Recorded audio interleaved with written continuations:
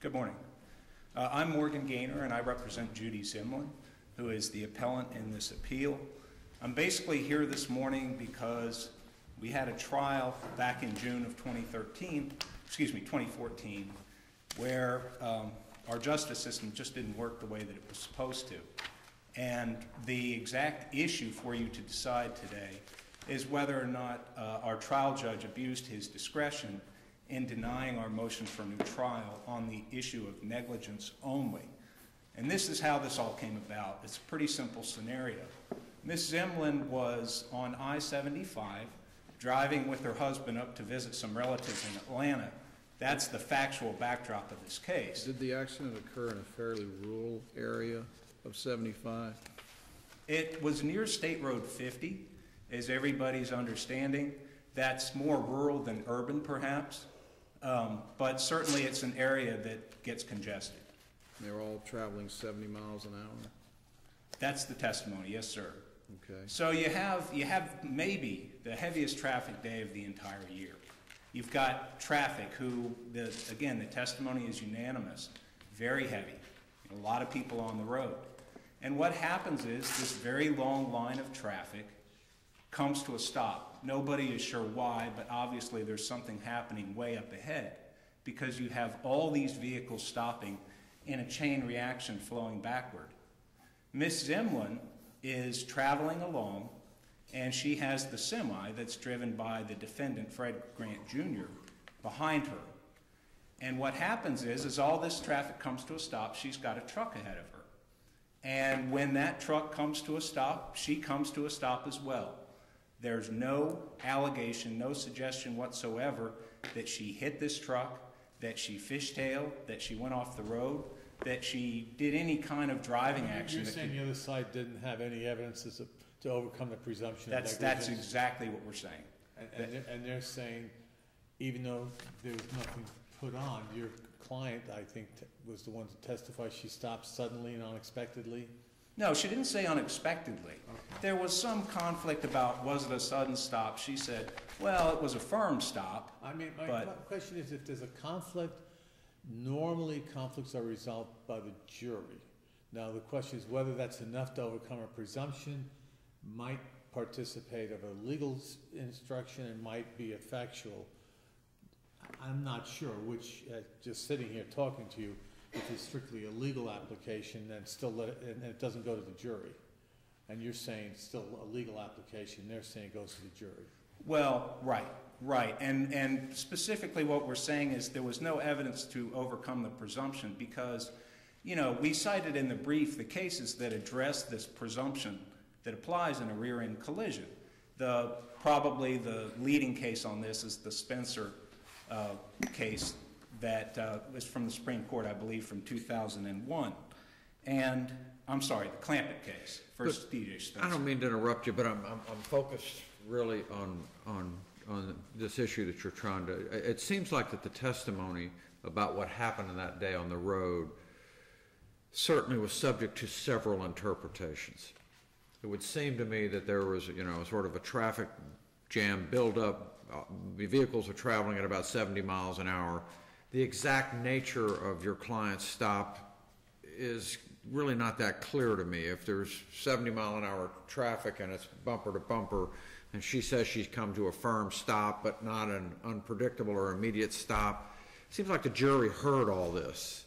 And the jury sort of came to whatever conclusion they came to using their common sense about what it would be like to be on a busy road where there's sort of a traffic jam and everybody's traveling 70 miles an hour and some car comes to a quote-unquote firm stop and gets rear-ended by a tractor-trailer who's doing the best that tractor-trailer can to stay as far back given the nature of the traffic. He testified, I couldn't be a whole tractor-trailer length away because cars would just pull in front of me. There's no way I could ever do that. But he did not suggest that Ms. Zimlin did that. And the evidence in the record is that he followed her for several miles. But then the bottom line is the jury heard this case and made the call. They did, but they missed the effect. And how is that not justice? You said the justice system didn't work in this case. Right. But they missed the effect of the presumption. And Judge Boyer, he may have felt constrained to go ahead and deny our motion for a new trial. But in fact, if you look at what the presumption does... Did the judge give the correct instruction on the presumption? Yes. Yes, he gave the jury correct... was told what to consider and how it's overcome. That's right. Okay. That's right. He did give the correct instruction. And that instruction and the case law that we cited in the brief said that the fact that she made a stop, whether you want to call it sudden or firm or whatever words you want to attach to her stop, that is not enough to overcome the presumption.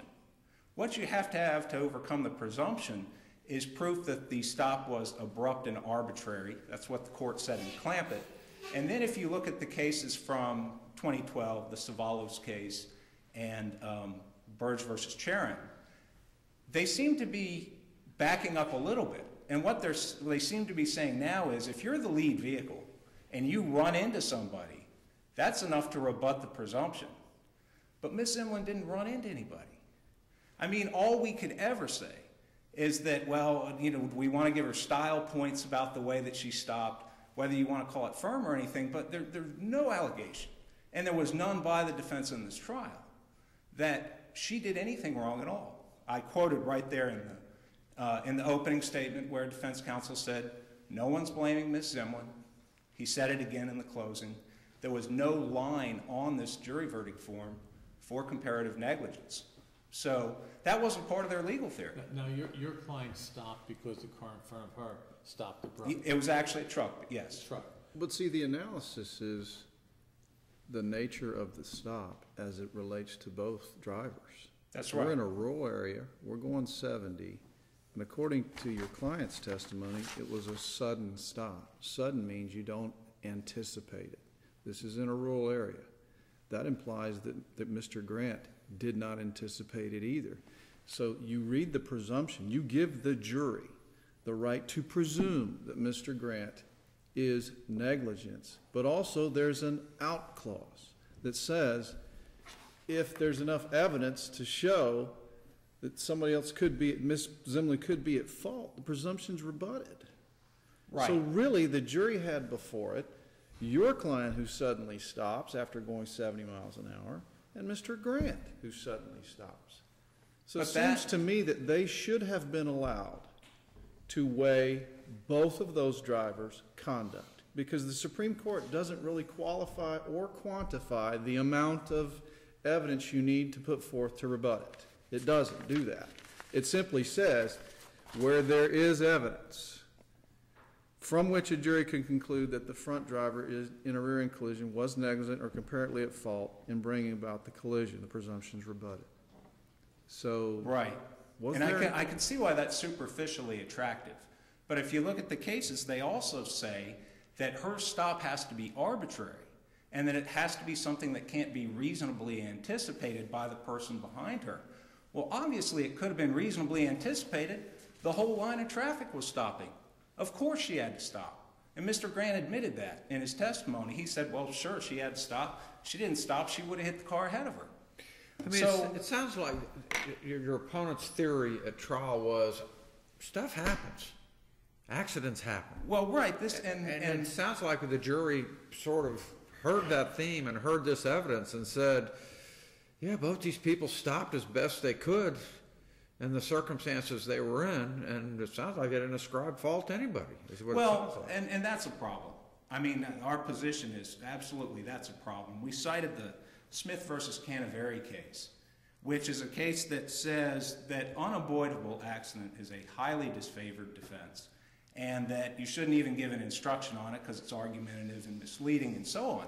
But what you've got here, I mean, if that's the way you want to look at it, is this really an unscrutable accident, like nobody's fault at all? Well, was there any objection to any of that as during the trial went on, as defense counsel raised that as, you know, this is, you know? He never, and that's part of my point here. He never argued unavoidable accident. He basically said, well, it was just an accident. Just an accident. Things happen. It was just an accident. But I submit to you that on I-75 or on any other highway, there are very, very few accidents that happen in the absence of negligence. And there's no allegation of any act of God. You know, an animal didn't run into the road. A tree didn't fall over into the road. Nothing like that happened here. You had the heaviest traffic, perhaps, of the entire year, busiest travel day of the year. And I think that puts the lie to the idea that it was just a rural area so everybody can relax. That wasn't the case at all, the way the traffic was that day. You've got this very, very heavy traffic. Everybody stops, and he fails to stop. He admitted he was too close to her. He actually admitted in his testimony. I think he said he tried to stop. In fact, by the time he had stopped, he'd gone down from about 70 miles an hour to like 15 or 10 and That's barely right. tapped her. I mean, that's the way I read this. That's right. Yeah. That's right, but he still has a duty not to hit her. I mean, and he admitted that he was following closer. He said, if I had my choice, I would have been further back. And she described him being basically on top of him, as she described it. The first thing she said to him when they pulled over was, you were tailgating, which was evidence the jury heard at trial. So I think the jury The evidence the jury also heard was that he was a pretty good ways back from her, although he couldn't be the full semi-tractor trailer length that he would like to have been given the density of the traffic. He said, I couldn't do that because cars would pull in front of me. I'd never be able to maintain that distance. Well, that's So they've heard that too, as what I'm that's saying true. is. I think that's speculative, and I think still ultimately he has the responsibility to make sure he doesn't hit her. There's no waiver in the traffic code that says in heavy traffic when you're driving a semi and people cut in front of you, you're excused from the consequences of rear-ending someone.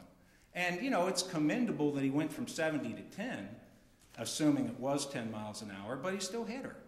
And he has that duty, which he admitted, to maintain a safe following distance and, you know, drive according to But the reason traffic we're here, conditions. though, is not to necessarily re-argue the case. That's right. What we're here to do is try to understand, did what the jury do, did they have the right to come to the conclusion they came to based on the evidence they heard? Isn't that really what we're That's about? right.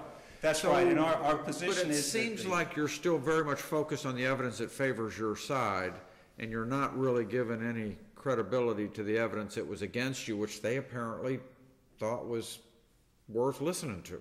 Well, right, but you have to understand that the presumption still applies here. And the presumption does require, I mean, cases say this, are very explicit, that unless there is some evidence of negligence on the lead driver, that presumption's still there and that it applies. Again, no allegation at all from anybody that she was negligent. She didn't hit the car ahead of her. They never claimed she was negligent. She simply stopped for traffic, you know, as she reached this point where she could have but didn't hit another vehicle. So there was no suggestion she did anything wrong, and we know that he did hit her, regardless of the fact that the traffic was heavy and he was heavy on his brakes, as he said. So I just don't think they ever got past the presumption. I understand the jury may have felt sorry for him because of the fact that he's driving a semi and he said, I went heavy on the brakes, but I couldn't stop. But that legally is not enough to get them past the presumption. Again, she's got to do something that is abrupt or arbitrary or something that he could not have reasonably anticipated. Now, there's a truck ahead of her, is what the testimony was. She's in a real small car, an Acura TSX. He's up high in his semi. He can see over her car. He can see what's happening ahead of her. He sees all this traffic coming to a stop. Assuming there aren't other trucks in front of her that are as high as he is. Well, right. We don't know any of that. I don't know exactly how far up the road he can see, but there was no question that everybody comes to a stop. I'm sure that was argued below.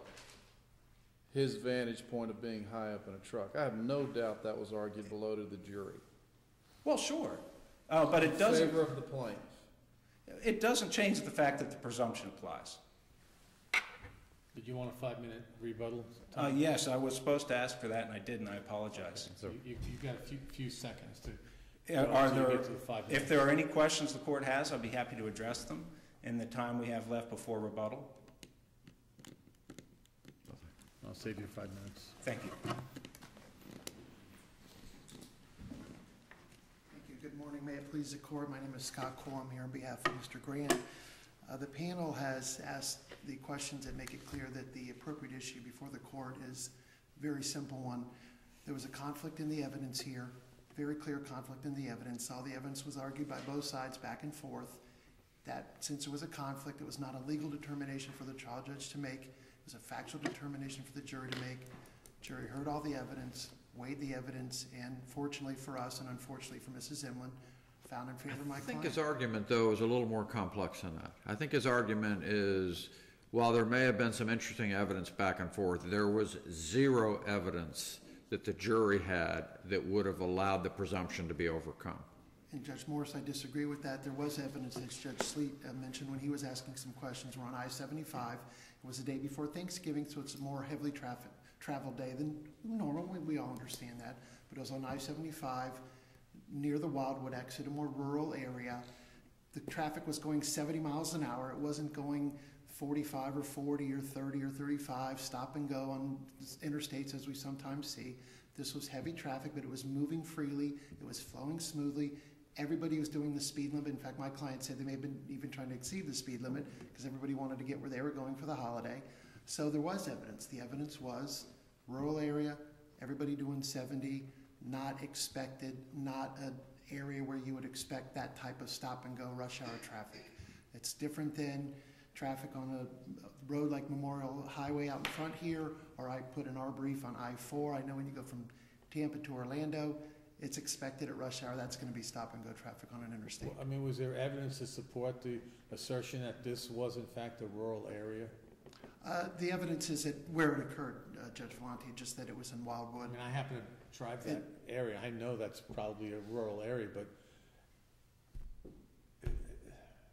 There was. someone testified and actually said that. Mrs. Zimlin testified that. What happened was, if you recall, when the trooper showed up, they had pulled to the left, and the trooper said, hey, get off the next exit and go out to, I think they stopped in McDonald's parking lot. Mrs. Zimlin said it was a desolate area. Her quote was, it's in the middle of nowhere. Now, she may have been, to be fair, she may have been referring to the McDonald's area, but that also shows that area. McDonald's are never in the middle of nowhere. That's true. But at least that area of I-75 is not traveling through Tampa or other areas of the state. So with that said, and Judge Morris, I just want to address one of your questions. I don't believe respectfully Mr. Gaynor answered when you asked him if anybody objected to the opening statement and closing argument. He didn't object. So we submit that those are waived. And with that, we'll rely on our briefs and ask that the court affirm. All right. Thank you. Thank you. All right, Mr. Gaynor, you've got your 5 minutes. Just a couple points. I think this is a lot more simple than either of the cases that you heard before ours. There were some, if you will, academic conflicts in the evidence, but our point is simply this, that there were no conflicts that affected the application of the legal presumption in favor of Ms. Zimlin. That presumption requires that they show some evidence that she was negligent, and they didn't allege it, they didn't put it on the verdict form, they didn't suggest it, they basically just suggested that this was like an act of God. As to whether or not this area is rural, I don't want to be out of school here by talking about stuff outside the record. I drive up there all the time. When there's a Gator game, when there's traffic flowing in from the Florida Turnpike into I-75, you can get backups there all the time. So to say that it's rural. I had the same thoughts. That's why I asked him what was in the record, and he pointed to some things that actually support that conclusion that it was a rural area. And it may have been swamped that day because of the Thanksgiving holiday, but it still was a rural area. Yeah, and I don't disagree. I don't really disagree with that. I think, though, you have to take stock of the traffic conditions that are there at the time that you're there. So that's our point. As to waiver, I mean, he said this was an accident, and I didn't object to that because it's not incorrect. I mean, it was an accident. Nobody suggested that this was intentional. But, we have to read the tea leaves and try to figure out why a jury did what it did. And they may have been swayed by that, or maybe they didn't like me, or maybe they didn't like my partner. But, again, my point is simply that I don't think any of that stuff affects the application of the legal presumption and the way that you see it operate in the cases that we cited in the brief. All right, thank you. Thank you. Well done. Thank you, gentlemen. We're going to take a short recess before we get to the next case, about 10 minutes.